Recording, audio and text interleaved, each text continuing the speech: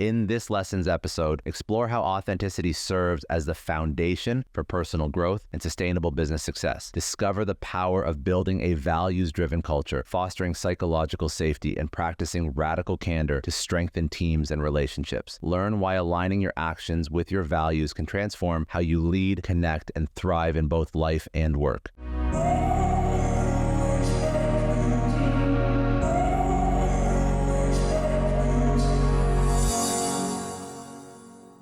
And that moment when you felt very spiritual, how does that tie into the message that you put out into the world about authenticity? Why did you need to find yourself before you were able to truly put yourself out there, and I think in turn create a message and even marketing material and all that superficial stuff that actually resonates with people? So, I used to run a different business. So SimplyBe, my company, is my second company. And my first company was an online magazine for women in the city of Chicago, which I ran for 7 years. And we built this major brand and we were super cool. And we got applications every week for people who wanted to work for us and brands wanting to work with us. We amassed this huge audience in Chicago. And it was sort of like, Refinery 29, but for women. And this was sort of we were like the original food and fashion blog in the city of Chicago and blew up in the Midwest. And that really put me on the map as an entrepreneur, right? This was from like 2008 to 2014. I ran the business.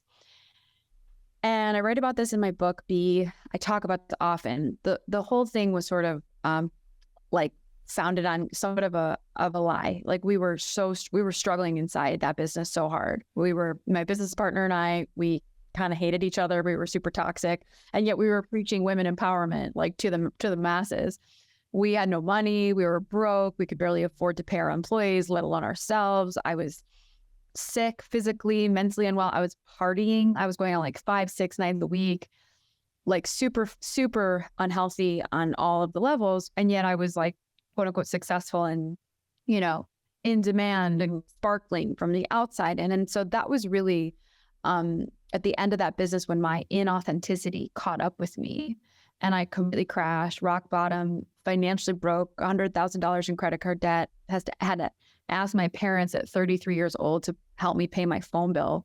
Like it was a rock bottom for sure. And so when I started SimplyBe, my company, I had no other choice, to be honest with you, Scott, than to show up authentically, like to really take my story. And I was just so sick of the lie. Mm-hmm. And when I started to really tell the truth in my own ways, whether that was in my blog or sitting on panels or writing, longer form Instagram posts about what I was really going through, something shifted and I was able to pierce through to my community and to my potential clients, to, the media, like in a completely different way. And I believe that branding is an emotional experience and it has to be clear. And we have to have that razor sharp, but at the same time, deep, impactful message designed in a brand, whether that's in a look and feel or a story or a message or a slogan. And so that's really what informed SimplyBe and our approach to how we build brands. That is all about authenticity. You have to, at the same time, have that clarity. And I think that we've accomplished that really well with our company and our clients' brands and, my brand. And I don't think I can talk about authenticity as much as I do without having that experience of what being inauthentic really did to me and my life. So I think that's a very powerful lesson, because I think a lot of people probably fall into the trap of that you fell into when you built your first business. And I think that's actually a huge issue with entrepreneurs, because everybody wants to portray this ideal entrepreneur, almost like caricature of what they think it should be. And it leads to depression and anxiety. And in some cases, like the business fails because you're so caught up in how you want to be perceived as opposed to what's actually going on in your life. So when you dealt with this and you had this this moment where you hit rock bottom and you built this company back up again, you're more authentic. But being authentic on social, that's like one piece of it.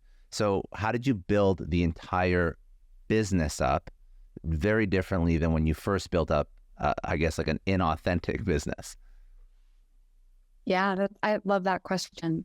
So it started with my culture. It started with my values. So I was a business of one person, and then I hired a contractor who is now my VP of marketing and my co-founder. But this was 6 years ago.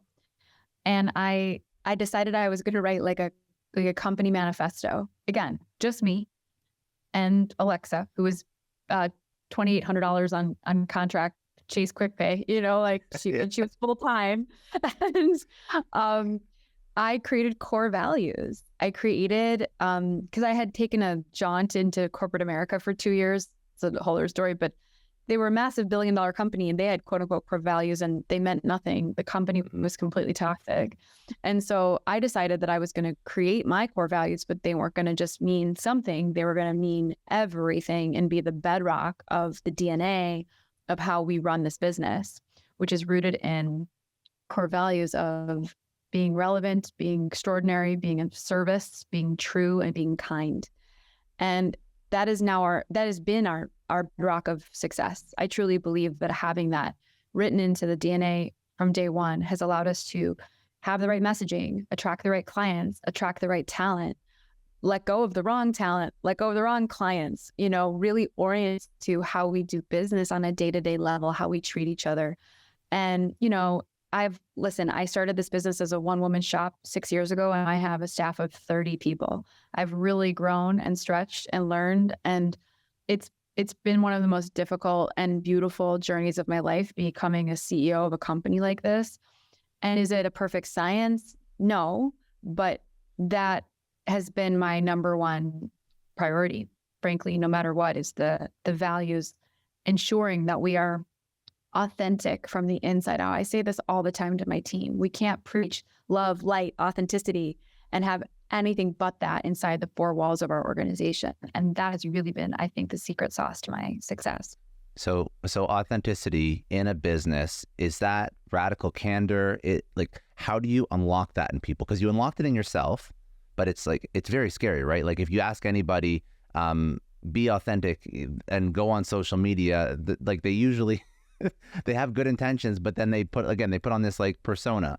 So in a company as well, like that's always like nerve-wracking to be authentic, to tell your boss what you really feel, which I think is the most important thing. That's why radical candor is such a great concept. But how do you actually get the employee to have that psychological safety to say what they want to say, to voice their opinion, to tell you when they feel that you're wrong, whatever? Because all that